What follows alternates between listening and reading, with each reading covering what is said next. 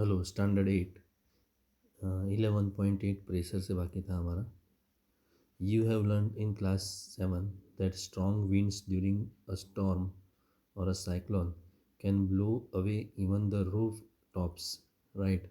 7th class में आप पढ़ चुके हो कि स्ट्रॉन्ग विंड जो स्टॉर्म के दरमियान या तो साइक्लोन के दरमियान आते हैं तो वो अ, छापरे के छापरे को भी उड़ा ले जा सकते हैं, राइट। रूफ टॉप्स को भी उड़ा के ले जा सकते हैं। You also learn that winds and cyclones are caused by the differences in air pressure, right. तो winds और cyclones क्यों पैदा होते हैं? तो वो एयर प्रेशर के डिफरेंस की वजह से पैदा होते हैं। Is there any relation between pressure and force? तो प्रेशर और फोर्स के बीच में कोई रिलेशन है? Let us find out. Try to push a nail into a wooden plank by its head, right. तो यहाँ पर बताया गया है एक नेल है, उसके हेड को वुडन प्लैंक के ऊपर हम डाल रहे हैं, राइट, पुश कर रहे हैं। Did you succeed? तो आप सक्सीड हुए। Try now to push the nail by pointed end, right. मतलब पहले तो उसके हेड को हमने टेबल के अंदर खूपने का ट्राई किया, लेकिन उसके बाद हमने जो उसका पॉइंटेड एंड है उसको हमने पुश करके अंदर डालने का ट्राई किया। Could you do it this time? तो इस बार आप कर सकें। हाँ, उसका पॉइंटेड एंड से करेंगे तो हो सकता है कि वो वुडन प्लैंक के अंदर घुस जाए। Pushing a nail into a wooden Planck, right. तो ये पिक्चर में बताया गया है। Try cutting vegetables without a blunt knife with a blunt knife. मतलब एक हम ब्लंट नाइफ लेंगे, उससे वेजिटेबल्स कटिंग करने का ट्राई करेंगे, राइट। ब्लंट नाइफ मतलब जो धारदार छरी नहीं है, बिना धार वाली छरी है, उससे हम काटेंगे वेजिटेबल्स को। And then with a sharp knife, और उसके बाद शार्प नाइफ के साथ साथ हम काटेंगे। Okay, which is easier? कौन सा ईजी हुआ? तो नेचुरली कि शार्प नाइफ के साथ काटेंगे तो वो इजी रहेगा, राइट। ब्लंट नाइफ जो है तो उसकी धार वेजिटेबल्स को काट नहीं पाएगी। Do you get the feeling that the area over which the force is applied, right. Do you get the feeling that the area, मतलब आपने वो एरिया के बारे में कुछ फील किया कि जिस एरिया में फोर्स को अप्लाई किया गया। For example the pointed end of the nail, right.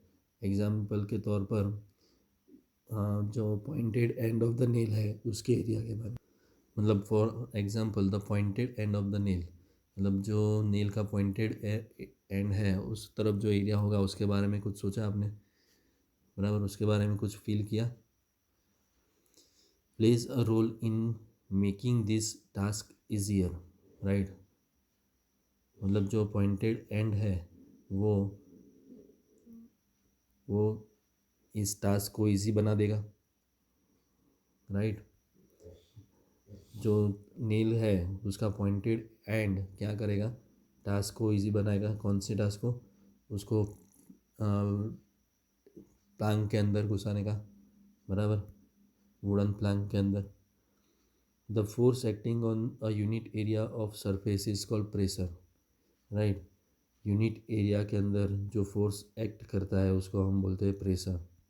Pressure is equal to force upon area on which it acts, right. ये फॉर्मूला है।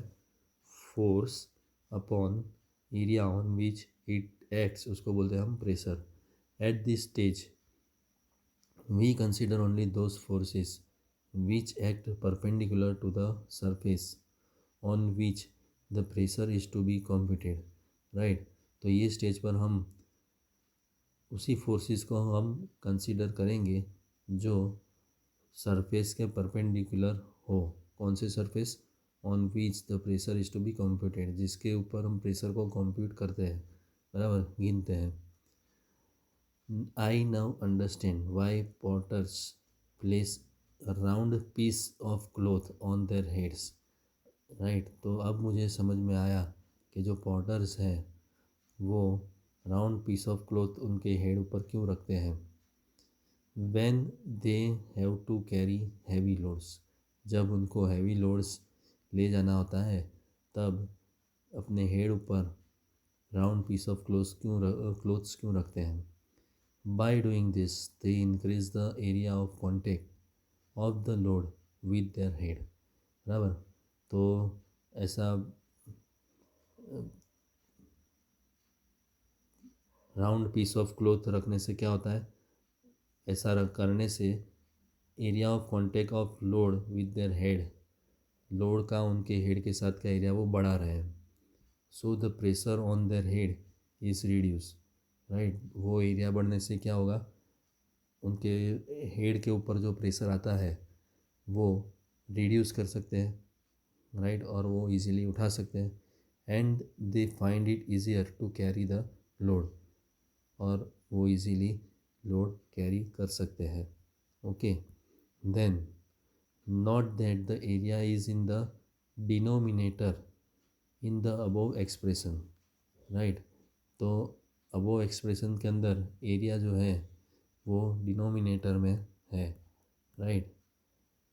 यहाँ पर बताया गया है कि डिनोमिनेटर मतलब अपॉन में है, area on which it acts, right.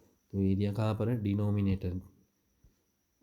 ऊपर वाले को क्या बोलते हैं, इसको हम न्यूमरेटर बोलते हैं और ये डिनोमिनेटर. तो न्यूमरेटर में फोर्स है, डिनोमिनेटर में एरिया है. Okay,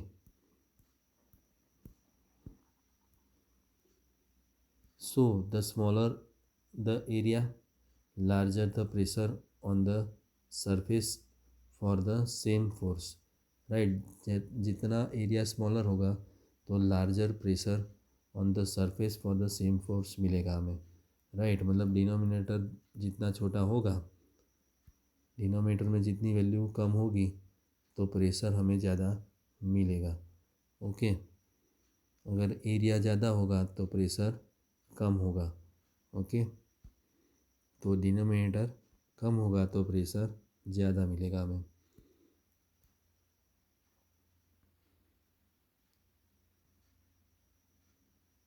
The area of the pointed end of the nail is much smaller than that of its head, right. जो pointed end of the nail है उसका एरिया स्मॉलर है, किससे स्मॉलर है, हेड से, राइट.